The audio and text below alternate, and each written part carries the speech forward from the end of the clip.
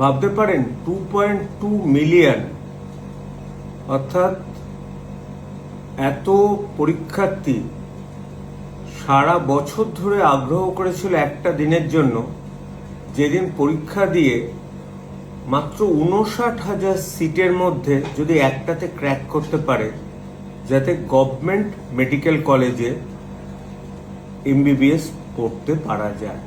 কেন government medical college?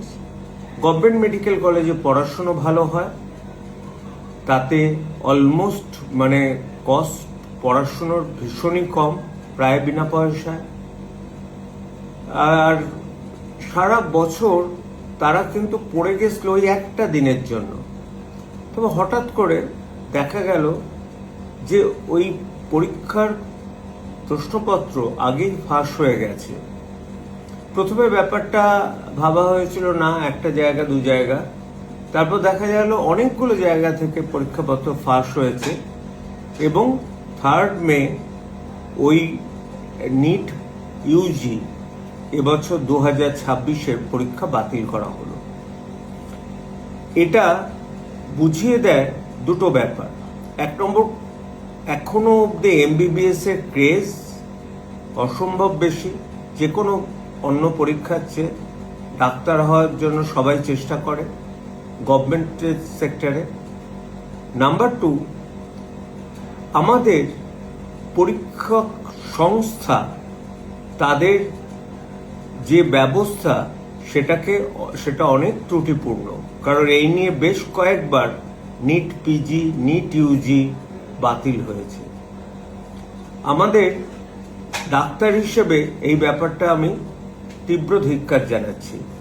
দেখুন, আমি নিজে যখন আমাদের সময় জয়েন্ট এন্ট্রান্স ছিল, অত কষ্ট করে জয়েন্টের দিন কিন্তু মন প্রাণ ঢলে সেদিন পরীক্ষা দিতাম। অনেকেই বলতে পারে ঠিক আছে আরেকটা ডেট তো হবে, সেই দিন একটা নিট পিজির উপর নিট ইউজি পরীক্ষার জন্য তারা প্রিপেয়ার করবে, কি আছে।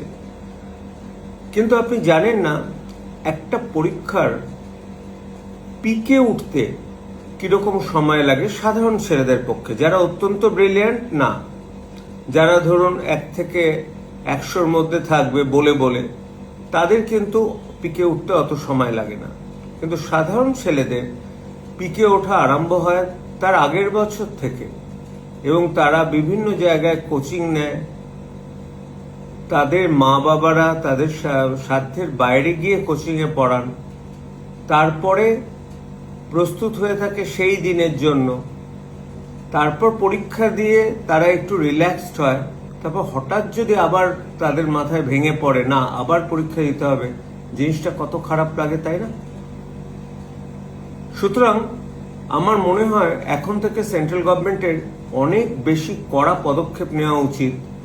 যেমন অলরেডি কয়েকজনকে অ্যারেস্ট করা হয়েছে তা নয়, পরীক্ষার ধারাটাই আমূলে চেঞ্জ করতে হবে।